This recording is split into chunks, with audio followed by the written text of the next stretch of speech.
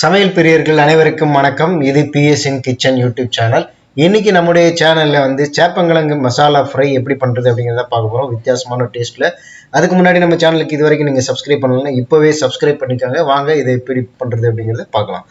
இப்போ நம்ம வந்து சேப்பங்கிழங்கு தேவையான அளவு வேக வச்சு தோல் நீக்கி தனியாக எடுத்து வச்சிருக்கோம். இப்போ ஒரு வானிலையில் ஒரு 4 ஸ்பூன் அளவுக்கு சன்ஃப்ளவர் ஆயில் அல்லது கடலெண்ணெய் எது வேணால் எடுத்துக்கலாம். நம்ம சன்ஃப்ளவர் ஆயில் யூஸ் பண்ணுறோம். இப்போது சேப்பங்கிழங்கு வேக வச்சு தனியாக உரித்து எடுத்து வச்சுருக்கோம். ஒரு 5 பேர் சாப்பிட்ற அளவுக்கு ஒரு சின்ன ஜாரில் ஒரு தக்காளி, தோல் நீக்கிய இஞ்சி, ஒரு 4 பல்லு பூண்டு தனியாக ஜாரில் போட்டு அரைச்சி எடுத்து வச்சுருக்கோம்.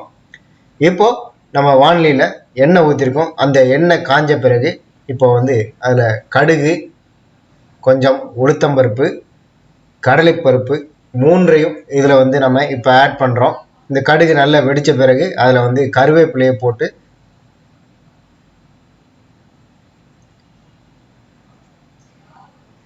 கொஞ்சம் உளுத்தம்பருப்பு, கடலைப்பருப்பு இது மூன்றையும் போட்டிருக்கோம். இந்த கடுகு நல்லா வெடித்த பிறகு கருவேப்பிலை போட்டு அதில் கருவேப்பிலை போட்டிருக்கோம். இந்த கருவேப்பிலை கொஞ்சம் நல்லா பொறுன்னு பொரிஞ்சு செவந்த பிறகு உரிச்சு வச்சிருக்கிற சேப்பங்கிழங்க அதில் நம்ம அப்படியே அந்த வாணலியில் கொட்டுறோம்.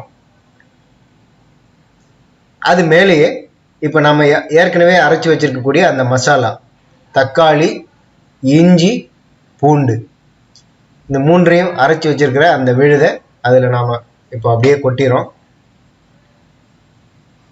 சேப்பங்கிழங்க வந்து நல்லா வேக வைக்காம தோல் நீக்கிற அளவுக்கு மட்டும் நீங்கள் வேக வச்சுருங்க. இப்போ அதில் வந்து ஒரு 1/2 ஸ்பூன் அளவுக்கு மஞ்சள் தூள் ஆட் பண்ணுறோம். தேவையான அளவுக்கு சால்ட் பவுடர் போடுறோம். அடுத்ததாக மிளகாய் வத்தல் பொடி அதில் ஆட் பண்ணுறோம். மிளகாய் வத்தல் பொடி, காரப்பொடி அதில் ஆட் பண்ணிக்கோங்க. அப்படியே மேலே வந்து கொஞ்சம் பெருங்காயத்தூளையும் ஆட் பண்ணிக்கோங்க.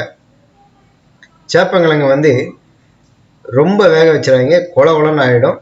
தோல் மட்டும் நீக்கிற அளவுக்கு அதை வேக வச்சுட்டு நம்ம வதக்கணும். அதில் இப்போ நம்ம வந்து என்ன பண்ணுறோம், அதில் மஞ்சள் தூள், உப்பு, மிளகாய் வத்தல் பொடி எல்லாத்தையும் அதில் போட்டிருக்கோம். அந்த அரைச்சி வச்சிருக்கிற விழுதையும் அதில் போட்டிருக்கோம். இப்போ இதை வந்து நம்ம அடுப்பை கொஞ்சம் நல்லா பெருசாக வச்சுட்டு இதை நல்லா வதக்கிறோம். இதை வந்து நல்லா வதக்கணும். அந்த மசாலா எல்லாமே வந்து அதில் மிக்ஸ் ஆகணும் நல்லா. இப்போ நல்லா வதக்கி கொடுத்துட்டு முதல்ல ஒரு 5 மினிட்ஸ் அந்த வாணலியை மூடி வச்சிருங்க. ஒரு தட்டு போட்டு மூடி வச்சிருங்க.